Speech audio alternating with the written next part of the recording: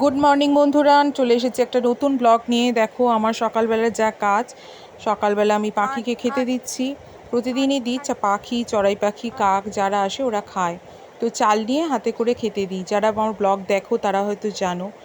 তারপরে আমি জামা কাপড় কেচে নিয়ে আমি মেলে দিচ্ছি, কারণ প্রতিদিনই সকালবেলাটাই জামা কাপড়গুলো কেচে নিলে কী হয়, সকালের দিকে বেশ রোদ থাকে আর 11:30-12টার মধ্যেই আমার জামা কাপড় সব শুকিয়ে যায়। তারপরে এসে ভাঁজ করে নিতে পারি আর কি, ভাঁজ করে গুছিয়ে রেখে দিতে পারি।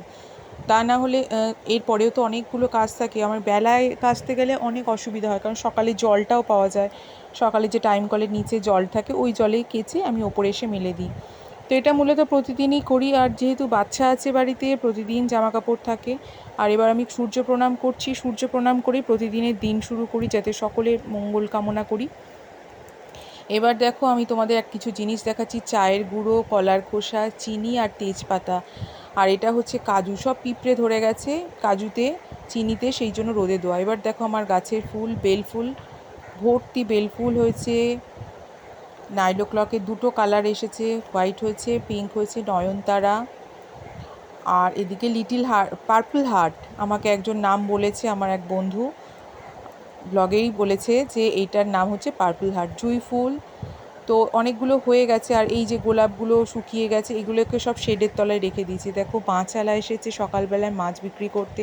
তো করোনা আবহাওয়ার জন্য অনেকে বাইরে বেরোতে পারছে না, সেই জন্য এখন মাছ বাড়ির সামনেই বিক্রি করতে আসছে। আনাজ তো আসতোই, মাছও আসে, তো সেটা তো অন্যদিন দেখানো হয়নি ভালোভাবে, সেই জন্য আজকে তোমাদের সঙ্গে শেয়ার করলাম। যে ব্লু কালারের যিনি মাছ বিক্রি করছেন, আর একজন পাড়ার মধ্যেই থাকে, হয়তো জিজ্ঞাসা করছে মাছের কীরকম দাম। আবার উনি সাইকেলে করে আসেন, এসে মাছ বিক্রি মানে বাড়ির সামনে ওইখানটায় বসে কেটে তারপরে দিয়ে যান। মানে এই নয় যে গোটা মাছ দিয়ে যায়, এরকম নয়, মাছ পুরো কেটেই দিয়ে যায়। তো যাই হোক, তারপরে দেখো পাপান চিকুকে নিয়ে বসে আছে। চিকু আজকে খুব দুষ্টামি করেছে, বলবো তোমাদেরকে পরে অবশ্যই। চিকু এখন রুটি খেতে শিখে গেছে। দেখো রুটি দিয়েছি, এখন ফলের থেকে রুটি, ভাত এগুলোই খেতে চাইছে। চিকুর এখন দাঁত দিয়ে এই কার্ডবোর্ডগুলোকে কাটতে শিখে গেছে, আর পাপানের সঙ্গে এখন বসে বসে সকালবেলা খেলা করছে। তো আমি ভাবলাম যে এই খেলা করছে, বিছানাটা পরিষ্কার করে নিই ততক্ষণ। এবার আমার যে মানি প্ল্যান্ট গাছ আছে, সেই মানি প্ল্যান্ট গাছগুলোকে ভালো করে জল দিয়ে ধুয়ে আমি যে জানলায় বসিয়ে রাখি, কারণ একটু একটু হাওয়া তো পাওয়ার দরকার। তো এই জানলার মধ্যে প্রতিদিনই বসানো থাকে, এবং গাছটা খুব সুন্দর হয়েছে। পাপান ঘুম থেকে উঠে গিয়ে এখনও বিছানা ছাড়তে চাইছে না, ভীষণ বিছানা ধরে বসে থাকতে ভালোবাসে। তো এই দেখো এই জানলাতেই সারাদিন বসে থাকি, একদম এটা সেটিং জায়গা, যার ফলে গাছটা আমার ভীষণ সুন্দর হয়েছে। দেখেছো তো, অনেকে তোমরা বলেওছো। বিছানা আমার তোলা হয়ে গেছে, এখন পাপান চুপ করে বিছানার উপরে বসে আছে, আর পাখা বন্ধ বলে এখন পাখা চালিয়ে দিচ্ছে। এবার ছাদে চলে এসেছি, ঠাকুরের বাসন মাজবো বলে এক বালতি জল তুলে নিচ্ছি। জল তুলে নিয়ে আমি ঠাকুর ঘরে চলে যাব, কারণ ছাদে প্রচণ্ড রোদ, দাঁড়ানো যাচ্ছে না। আর জলটা নিয়ে আমি ঠাকুর ঘরে বসেই বাসনগুলো মেজে নিই। আর এমনিও ছাদে কাক আছে, বসে মাজলে না মানে ভয় লাগে, কাক যদি চুগলে দেয়, সেই জন্য একটা ভীষণ ভয় লাগে আমার।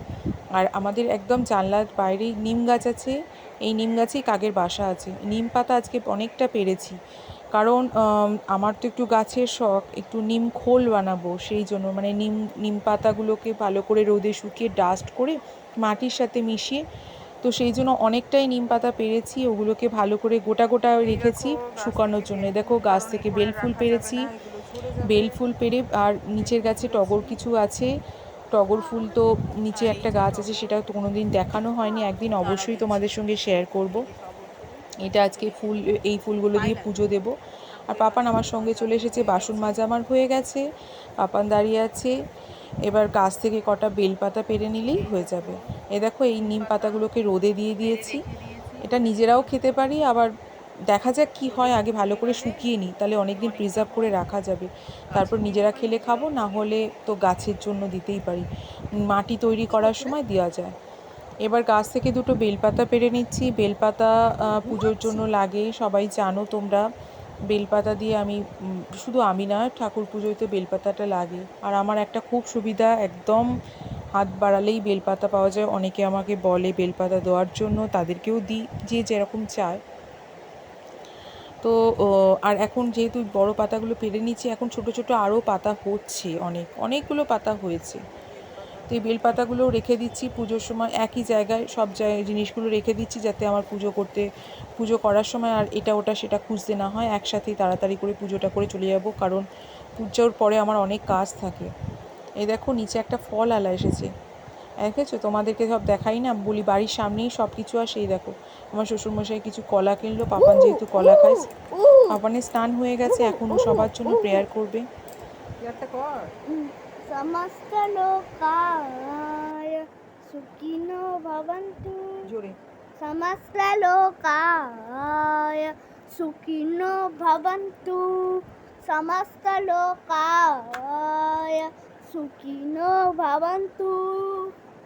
ওম শান্তি শান্তি শান্তি। সাইরাম মা। সাইরাম বেটা, সবাইকে সাইরাম। মহামৃত্যুঞ্জয় মন্ত্রটা বলে দাও সবাই। ওম ত্র্যম্বকম যজামহে সুগন্ধিম পুষ্টিবর্ধনম দুর্গা উর্বারুকমিব বন্দনাৎ মৃত্যুমুক্ষি আমৃতাৎ।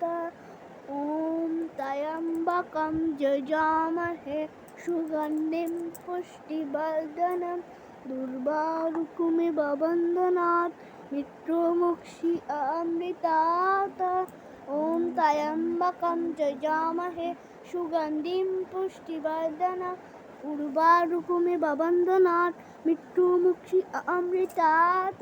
ওম শান্তি। এটা মহামৃত্যুঞ্জয় মন্ত্র, এই মন্ত্রটা পাঠ করলে মৃত্যুকে জয় করা যায়। তোদের গুরুমা শিখিয়েছে, সবার জন্য প্রেয়ার করলো। সবাই খুব ভালো থাকো।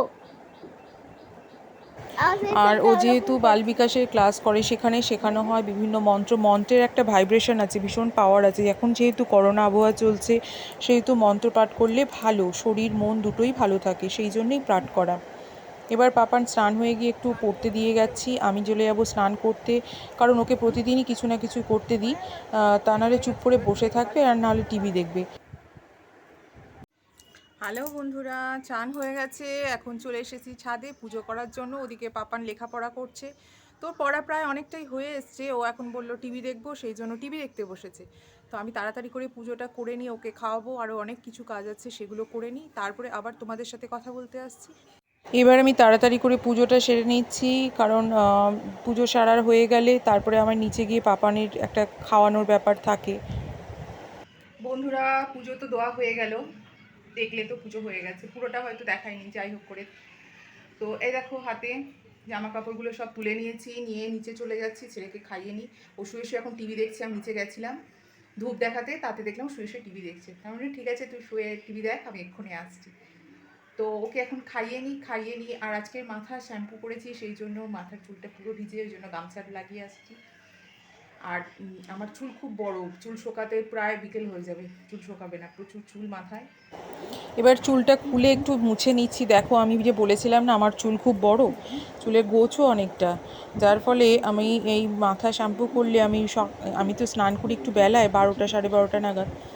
বিকেলবেলা আমার চুলের গোড়ার দিকে বেশ ভালো ভিজে থাকে, কারণ চুলের বেশ গোছ আছে আর কি, যার ফলে চুলটাকে ভালো করে শুকনো করে মুছে নিচ্ছি। মুছে নিয়ে তারপরে, না হলে এই চুলগুলো দিয়ে জল পড়ে টপ টপ করে চতুর্দিকে, ভীষণ খারাপ লাগে, বাজে লাগে। তো এবার দেখো চিকু এই যে এই বক্সের সাইডগুলো দেখছো কেটেছে কীরকম, এর একটা ঘটনা বলবো। হ্যালো বন্ধুরা, বিকেলের চা খাওয়া হয়ে গেছে, এখন চলে এসেছি ছাদে। পাপানও সঙ্গে এসেছে জল দেওয়ার জন্য, তো তোমাদের সাথে একটু কথা বলে নিচ্ছি। আর আজকে প্রচুর গরম, জানো তো, রোদ মানে যা রোদ উঠেছিল সারাদিনে, এখন তো গরমটা পুরো নামছে, দেখি কতক্ষণ থাকতে পারি। তো দেখাচ্ছি তোমাদেরকে পাপান কি করছে। এই দেখো জল নিয়ে বসেছে খেলতে, এক বালতি জল নিয়েছে, নিয়ে তার মধ্যে ফুল, বেলপাতা, এবারে বলাই আছে যত রাজ্যে উল্টো পাল্টা। এরকম গাছগুলোকে শেডে রেখেছি, তাও কি অবস্থা।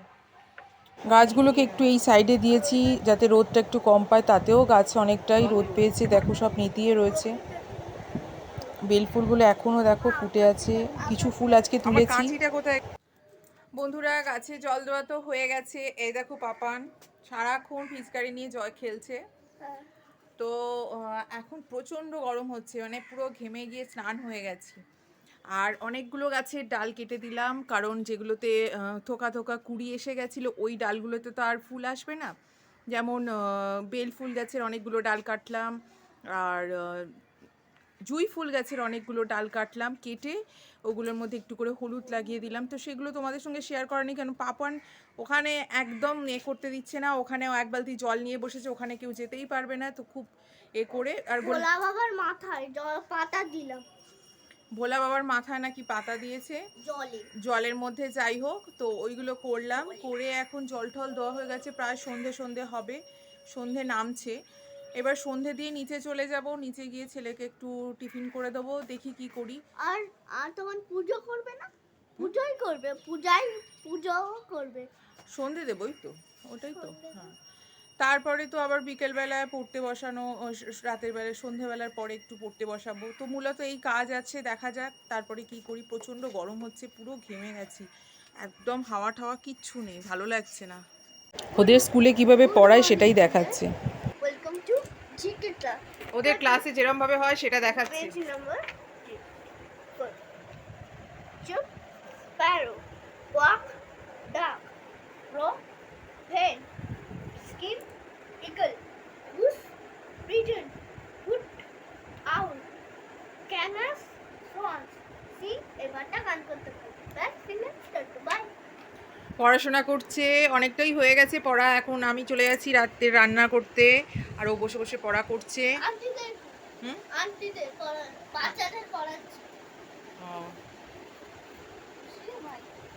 এই দেখো কালার করছে, র‍্যাবিট কত ঘাস এঁকেছি, র‍্যাবিট কালার করছে, ঘাস এঁকেছি। এগুলো নাকি ওর ঘাস, র‍্যাবিটের ঘাস, র‍্যাবিট ঘাস খায় সেই জন্য। ঘাস খাচ্ছে তো। ঘাস খাচ্ছে, র‍্যাবিট ঘাস খাচ্ছে ওই জন্য ঘাস এঁকেছে। ওকে একটু খেতে দিয়েছি। বন্ধুরা, এখন তো ব্লগটা শেষ করার জন্য একটু কথা বলতে চলে আসলাম। আমি টিভি দেখবো, আমি ছাদে যাবো না, আমি টিভি দেখবো। ও এখন ছাদে যাবে না, ও বসে বসে টিভি দেখবে। আমার বললাম ঠিক আছে, ও বসে এখন পড়াশোনা করলো, কালার করলো, অনেক কিছু করেছে। একটা র‍্যাবিট এঁকেছি, একটা র‍্যাবিট এঁকেছে। যাই হোক, আজকে যেটা বলার জন্য তোমাদেরকে আরো বেশি করে বসলাম সেটা হচ্ছে, চিকু আমাদের যে কাঠবিড়ালি আছে পেট, তো সে আজকে কি করেছে জানো, বক্স কেটে, ওকে যে বারান্দায় রাখা হয় বক্স কেটে বেরিয়ে গেছে।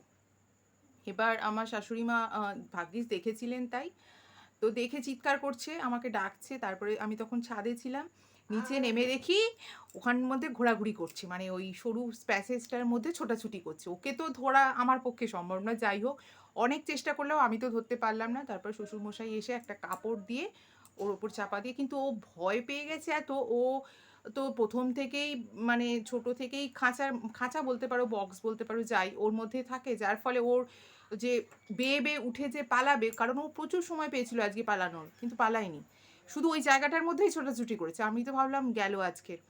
তো যাই হোক, তারপরে ওকে আবার ওই কাপড় দিয়ে চেপে ভালো করে ধরে রাখা হয়েছে। আর চিকু এখন অনেক কিছু ভালো অভ্যাস হয়ে গেছে, চিকু এখন রুটি খেতে শিখে গেছে, ভাত খেতে শিখে গেছে। পেয়ারা তো আগে খেত, এখন রুটি ভাত এগুলোও খাচ্ছে তার সাথে সাথে। হ্যাঁ, তো এখন চিকু কে তারপর ধরা হলো, সেই তার এখন মনে হচ্ছে ওকে একটা খাঁচা বা কেজে কিছু একটা ব্যবস্থা করতে হবে, না হলে ওকে রাখা যাবে না। যে কোনো দিন হয়তো আবার ওই, যেহেতু ওইগুলো কার্ডবোর্ড তো দাঁত দিয়ে ছোট ছোট ধার দাঁত, তো দাঁত দিয়ে ফুটো ফুটো করে আবার যেখানে সেখানে পালিয়ে যাবে। আর যেহেতু ছেড়ে রাখার ইচ্ছা ছিল, যে ছেড়েই রাখবো, যদি চলে যায় যাবে, যদি থাকে থাকবে, কিন্তু সেটাও করা যাবে না। তার কারণ হচ্ছে আমার বাড়িতে একটা পেট আছে, তার নাম হলো ডগি, বিম্বো। তার নাম বিম্বো, ডগি। তো সে খুব একটু হিংস্র, মানে কামড়ায় মানে আমরাও অনেকবার কামড় ঠামড় তাকে খেয়েছি, সুতরাং আমি তো তার থেকে দূরে থাকি, আমি আর আমার ছেলে। আমাকে আমার দাদাকে সবাইকেই কামড়েছে। তো ওর মুখের সামনে যদি কোনোদিন চিকু পড়ে যায় তাহলে তো আর দেখতে হবে না, সেই জন্য ওকে ছেড়ে রাখাও যাবে না। তো দেখা যাক কি করা যায়, কিছু তো একটা নিশ্চয়ই ব্যবস্থা করব। তাহলে আজকে ব্লগটা এখানেই শেষ করছি, আবার কালকে দেখা হবে নতুন কোনো ব্লগের সাথে। সবাই খুব ভালো থেকো, সুস্থ থেকো, আর দেখতে থাকো আমার ব্লগ। শুভরাত্রি। হ্যাঁ।